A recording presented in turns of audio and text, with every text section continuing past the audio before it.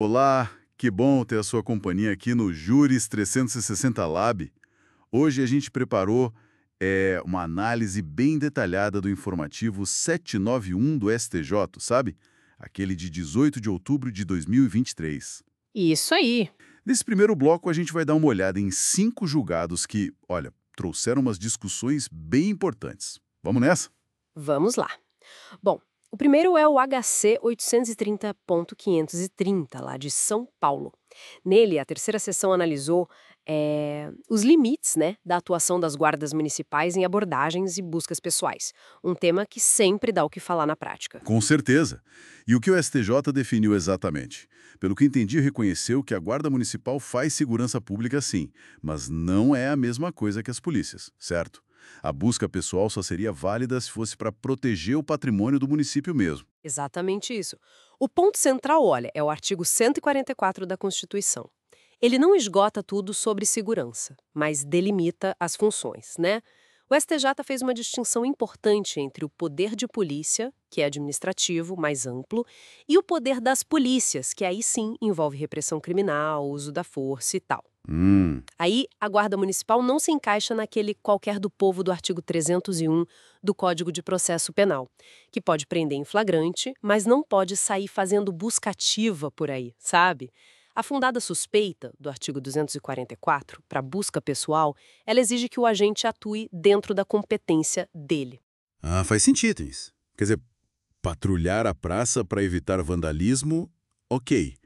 Mas, tipo, abordar alguém na rua só porque achou suspeito, sem ter nada a ver com um bem ou serviço municipal específico, como foi no caso que eles julgaram, aí não pode. A prova seria inválida. Isso mexe bastante com o dia a dia, né? Mexe muito, define um limite bem claro. A atuação da guarda na busca pessoal tem que estar ligada, conectada à proteção dos bens, serviços e instalações do município. Aquela atitude suspeita, genérica, não é suficiente para a guarda municipal fazer uma busca em qualquer lugar. Interessante essa delimitação. Agora, mudando um pouco o foco, mas ainda falando de proteção, né? Vamos ver uma questão tributária que mexe com o patrimônio das pessoas. O AGINT no ARIESP 2.174.427, do Rio de Janeiro. Esse foi julgado pela primeira turma. Pois é, esse caso tratou da venda de um bem de família depois que a dívida tributária já existia, tá? E a tese foi que essa venda não configura fraude de execução fiscal. Ah, peraí. Não configura fraude, mas por quê? O raciocínio é baseado na Lei do Bem de Família, a 80090. Se o imóvel já era empenhorável antes da venda por ser bem de família, a venda dele não prejudica o fisco, entende? O fisco já não poderia penhorar aquele bem de qualquer jeito. Ah, entendi. Claro. Se o credor já não podia pegar aquele bem específico, a venda não tira nada dele. Desfazer o negócio não adiantaria nada, né? O bem voltaria a ser empenhorável. Isso reforça bastante a proteção da moradia. Exato. A empenhorabilidade prévia, essa é a chave da questão. Continuando na área tributária, tem o RESP 178.614 de São Paulo, julgado pela segunda turma. Esse aí envolveu aquela questão complexa de preços de transferência, né? E o método do preço de revenda menos lucro, o famoso PRL. Isso. Aqui, o STJ validou a forma de cálculo do PRL que estava numa instrução normativa da Receita a 243 de 2002. Isso mesmo antes de uma lei mais nova, 12.715 de 2012, ter colocado essa metodologia na lei. É bom lembrar rapidinho, né? Preço de transferência são regras para evitar que multinacionais joguem o lucro para países que cobram menos imposto. Tá, então a Receita, com aquela iene 243 antiga, ela não estava inventando imposto a mais, era isso. Era mais para detalhar como aplicar o método que já estava na Lei 9.430 para garantir que a base de cálculo do IRPJ e da CSLL aqui no Brasil ficasse correta. Precisamente. A corte entendeu que a IN estava alinhada com o objetivo da lei, sabe? Sem ilegalidade. A lei de 2012, na verdade, veio mais para acalmar as discussões e reduzir os processos do que para corrigir um erro da IN. Isso tem um impacto grande, né? Em fiscalizações antigas e processos que ainda estão rolando. Entendido. Agora, um caso que me chamou bastante atenção pela aplicação prática na saúde, o RSP 2001-108, lá de Mato Grosso, julgado pela terceira turma. Ele trata do tratamento com o protocolo Pediasut e a cobrança de coparticipação pelos planos. Sim, esse aí merece um olhar mais atento. O STJ decidiu que o Pediasut, mesmo que não esteja lá listado no rol da ANS, ele é considerado um atendimento ambulatorial. Sabe, aquele feito por fisioterapeutas, terapeutas ocupacionais, sem precisar de internação. Uhum. Aí, se o contrato do plano de saúde prevê coparticipação para esse tipo de atendimento ambulatorial, a cobrança é válida. Em princípio, né? Mas tem um mais, né? Ouvi dizer que o STJ colocou uns limites importantes para essa cobrança não virar um abuso. Quais foram? Correto, não é liberado geral, não. São dois limites cruciais para proteger o consumidor. Primeiro, um limite de percentual. A coparticipação não pode passar de 50% do valor que a operadora negociou com o prestador do serviço, tipo a clínica ou o profissional. Isso foi baseado numa resolução da ANS, por analogia. Ok, 50% do valor entre operador e clínica, entendi. E o segundo limite? O segundo é um teto mensal, que olha para o bolso do beneficiário. O valor total que a pessoa paga de coparticipação naquele mês, somando tudo, terapia, consulta, exame, não pode ser maior que o valor da mensalidade do plano dela. Se o custo da coparticipação naquele mês passar da mensalidade, a operadora tem que parcelar o que sobrou para os meses seguintes, mas sempre respeitando esse teto mensal, tá? Nossa, são regras bem claras mesmo. Limite de 50% para o procedimento e um teto mensal igual à mensalidade. Isso parece que equilibra bem, né? A possibilidade da coparticipação, que existe na lei, com a necessidade real de acesso ao tratamento. Exatamente. O objetivo é esse: permitir o mecanismo da coparticipação, que é legal, mas sem tornar o tratamento financeiramente impossível para o paciente, né? Faz todo sentido. E para a gente fechar este bloco, vamos ao RESP 2.077-278 de São Paulo, também da terceira turma. Esse é sobre responsabilidade civil, consumidor, envolve vazamento de dados bancários e o conhecido golpe do boleto. Pois é. A tese que Mastejop firmou foi que o banco responde por falha na segurança, o que o CDC chama de fato do serviço, se dados sigilosos do cliente que comprovadamente vazaram lá de dentro do sistema do banco forem usados por golpistas. Por exemplo, para emitir um boleto falso, mas com todos os dados certinhos da vítima. A base para isso é o dever de segurança que o fornecedor tem, né? Artigo 14 do CDC. E também aquela ideia de fortuito interno da súmula 479 do STJ. Tipo, fraude é um risco do negócio bancário. Mas o ponto-chave parece ser provar de onde vazou, certo? Exatamente. Não é só porque o golpe aconteceu usando dados bancários que o banco já é responsável. Precisa ficar demonstrado que a origem do vazamento foi uma falha na segurança do próprio banco. Esse é o tal do nexo causal que liga a falha ao dano e gera responsabilidade. Ok, então a responsabilidade do banco pode existir, sim. Mas o ponto crucial, e imagino que seja o mais difícil para o consumidor, é conseguir provar que a falha de segurança partiu mesmo do sistema do banco. Esse é o grande desafio na hora de provar muitas vezes. Bom, recapitulando rapidinho, a gente falou dos limites da guarda municipal, da proteção do bem de família na execução fiscal, da validação do cálculo do PRL lá nos preços de transferência, dos limites da coparticipação em tratamentos de saúde, como o Pediasut, e, por fim, da responsabilidade do banco quando há vazamento interno de dados. Decisões com bastante impacto prático, né? Sem dúvida alguma. Questões que vão desde a segurança pública até o bolso do consumidor e as obrigações das empresas, né? Bom, com isso a gente fecha este primeiro bloco de análise do informativo 791. Fica talvez uma reflexão. Com tanta coisa ficando digital, com as relações cada vez mais complexas, como é que o direito vai continuar se adaptando para proteger os direitos essenciais sem travar a inovação e a economia? A gente se vê no próximo bloco. Olá, vamos lá para mais um bloco, né? Dando sequência aqui na nossa análise do informativo 791 do STJ. Isso aí! Separamos mais 5 julgados para a gente conversar hoje. É o aginte no RESP 1.641.241 de São Paulo. Uhum.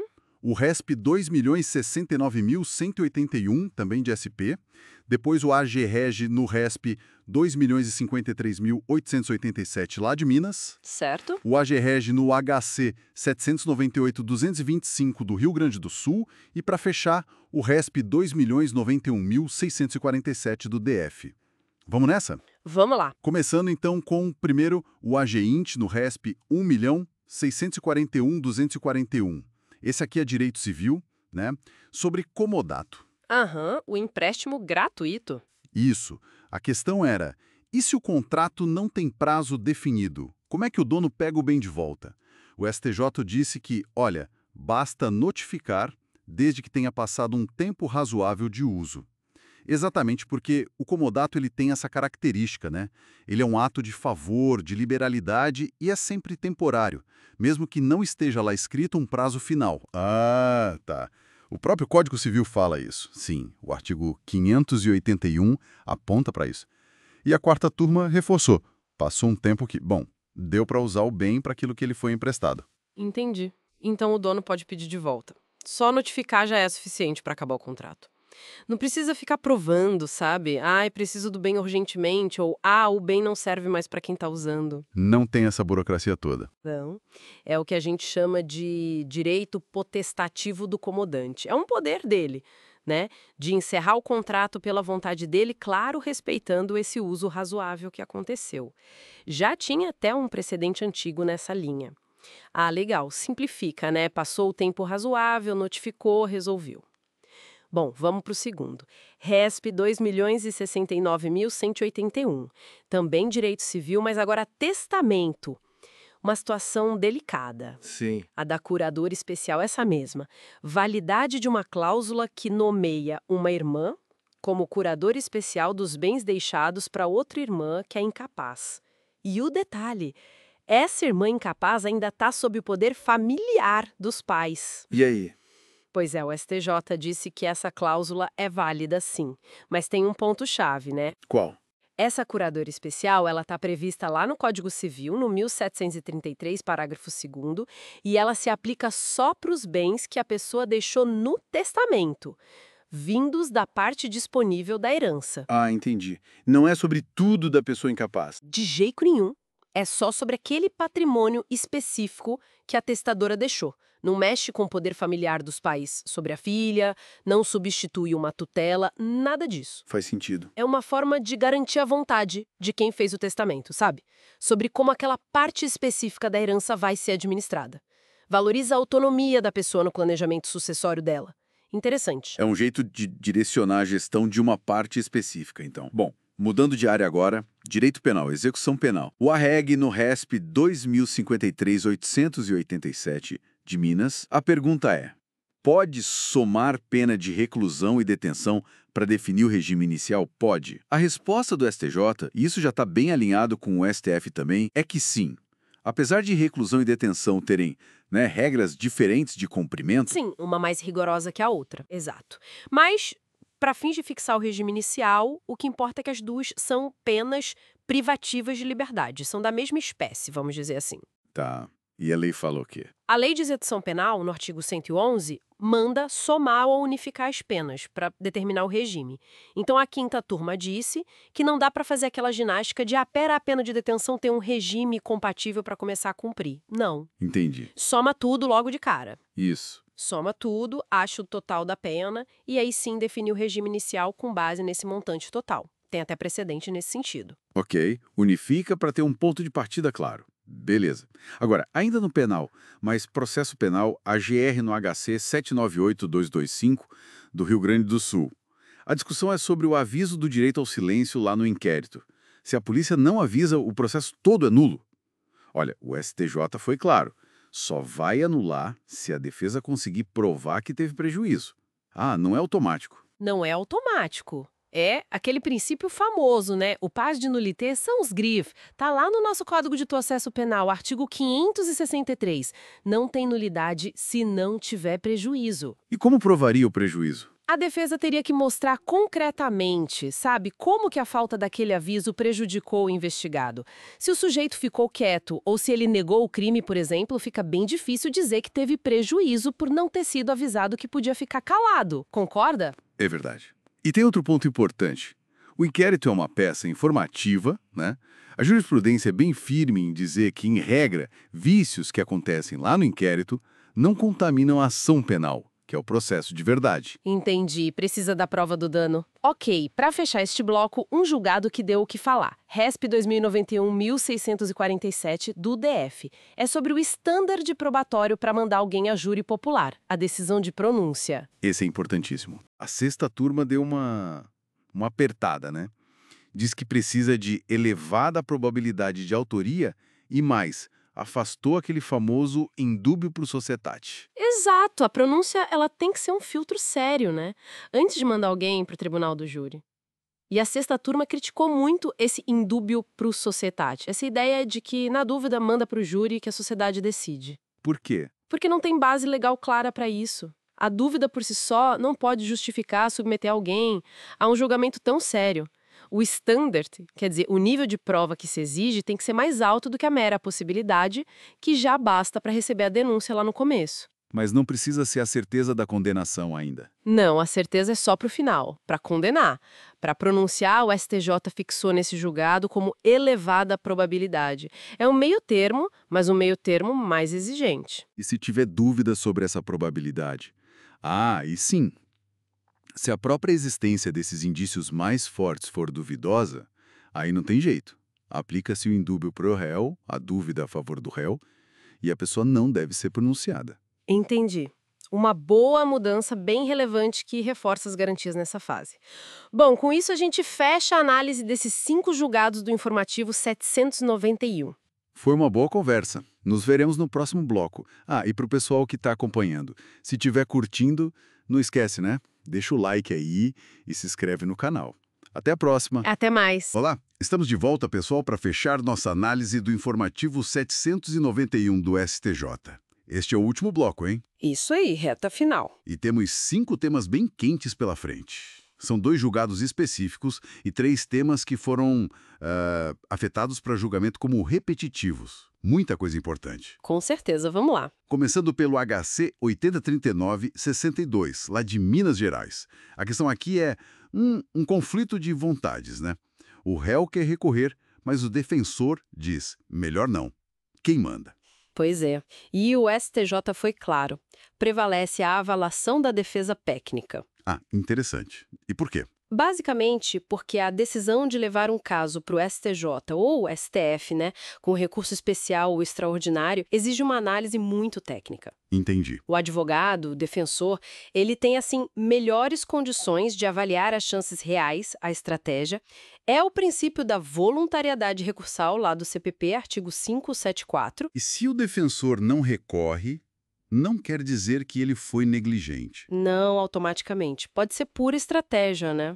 O STJ e o STF já têm precedentes nessa linha, sempre para garantir a ampla defesa de forma efetiva. Mas isso reforça muito a autonomia do advogado, né? Mesmo contra a vontade expressa do cliente, às vezes. Exato. É um ponto delicado. Fica a reflexão. Até onde vai a vontade do réu e onde começa, ou melhor, onde prevalece a expertise técnica do defensor, né? Pensando no melhor interesse jurídico dele. Complicado. Bom, vamos pular para o RMS 70.679, também de Minas, também da sexta turma. Esse aqui validou a intimação da Defensoria Pública de ofício pelo juiz. Isso. Para acompanhar crianças e adolescentes vítimas de violência na tal da escuta especializada. É legal isso? Sim, o STJ diz que é legal, o fundamento é bem interessante. A Defensoria atua como custos vulneráveis. Guardiã dos vulneráveis, né? Exatamente. Está na Lei Orgânica da Defensoria, LC 80, e também na Lei da Escuta Especializada, a 13.431, ela tem esse papel. E não atrapalha o Ministério Público? Não invade a área deles? O STJ entendeu que não, que, na verdade, promove a integração operacional que o próprio ECA defende, sabe? Garante proteção integral e mais rápida para a vítima, que é a prioridade absoluta, né? Artigo 227 da Constituição. Fizeram até uma analogia com a Lei Maria da Penha. Faz sentido. Essa atuação de ofício, então, amplia o acesso à justiça para essas vítimas. Mas na prática, será que funciona bem? Não sobrecarrega a defensoria ou gera atrito? Olha, é uma preocupação válida, claro, mas a decisão pesou que a proteção da criança e do adolescente vem primeiro. A ideia é somar, não competir. A questão que fica é essa: como essa proatividade, na prática, realmente protege mais e melhor? Entendi. Bem, agora vamos para os temas repetitivos. O impacto aqui é geral, né? Sim, vai valer para todos os casos parecidos no país. O primeiro é o tema 1215, da terceira sessão. A discussão é sobre bis in idem. Quer dizer, punir 2 vezes pela mesma coisa. Isso. A pergunta é: pode aplicar ao mesmo tempo a agravante genérica de crime contra a mulher, por razões de gênero, ou violência doméstica? Aquela do artigo 61, inciso 2, a linha F do Código Penal. Exato. E, junto com ela, a causa de aumento específica dos crimes sexuais, que é quando o crime envolve violência doméstica ou relação familiar. Aquela do 226, inciso 2. A mesma circunstância, violência doméstica, gênero, aumentando a pena 2 vezes. É essa a questão. O STJ vai ter que definir se isso é possível ou se configura uma dupla punição indevida, o bis in idem. É crucial para a dosimetria da pena nesses crimes. Nossa, que definição importante. Equilibrar a proteção necessária com a vedação ao bis in idem. É o desafio. Onde traçar essa linha? Certo. Próximo tema. 1216. Também da terceira sessão. Esse é sobre trânsito. Princípio da consunção. A famosa absorção de um crime pelo outro, né? Exato. A pergunta é: dirigir sem habilitação, o crime do artigo 309 do CTB, pode ser absorvido pela embriaguez ao volante do 306. A discussão técnica é se dirigir sem CNH seria um crime meio, sabe? Uma etapa necessária para cometer o crime fim, que seria dirigir bêbado. Se um crime já contém o outro. Isso. Se a conduta mais grave, dirigir embriagado, já englobaria a ilicitude de dirigir sem permissão, quando for o caso, né? Aí o crime menos grave some, é absorvido. A análise passa pelos bens jurídicos, segurança viária e incolumidade pública. Isso pode mudar muita coisa em blitz, por exemplo. Simplifica ou complica a acusação? Vai depender do que o STJ decidir. Se a falta de CNH é só uma circunstância a mais ou se está, de alguma forma, contida num ato de dirigir alcoolizado. Entendi. E para fechar, o tema 1217, agora na primeira sessão. Precatórios e RPVs federais. Dinheiro que o governo federal tem que pagar por decisão judicial. Exato. A polêmica é sobre o cancelamento desses pagamentos.